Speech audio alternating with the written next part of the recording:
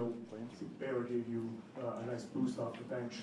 What did you see from him tonight? He was great on both ends of the floor. I thought, he passed up a couple early shots when he was open.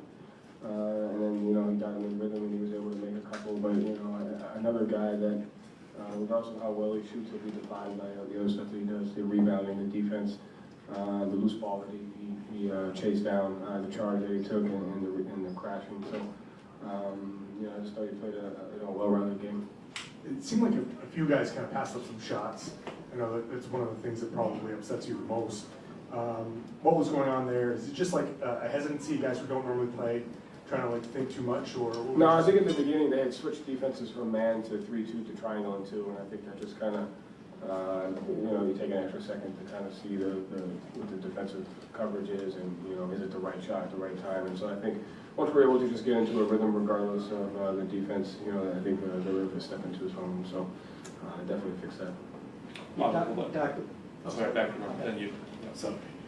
You went 280 for Baylor tonight. Is it a way to acknowledge his good game, to get him in rhythm in open space? Yeah, I think that's one way to do it.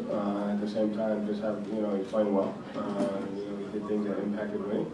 And, I feel like those were good opportunities against a good shot.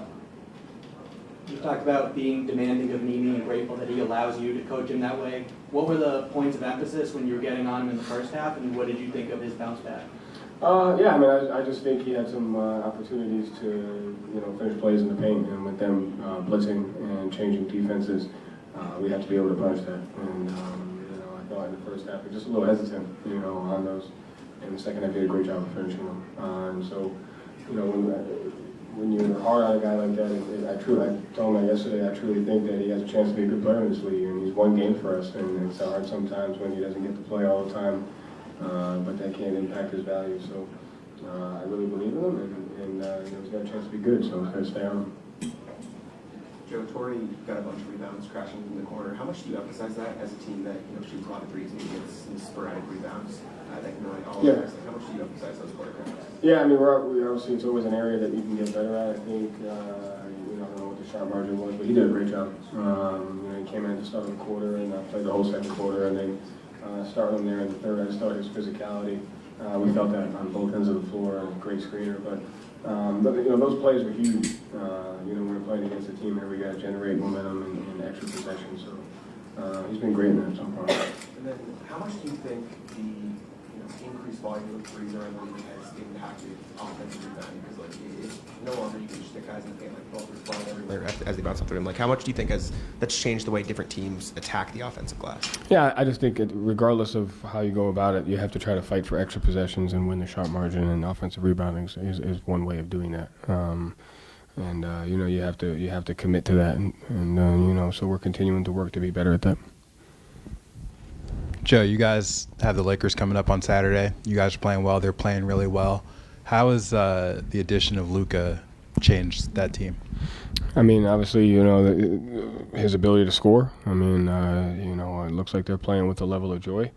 That their offensive firepower, also really good in defense. I think since the trade, they're number one in defense. So, well-balanced team, and it's going to take a connected game on both ends of the floor.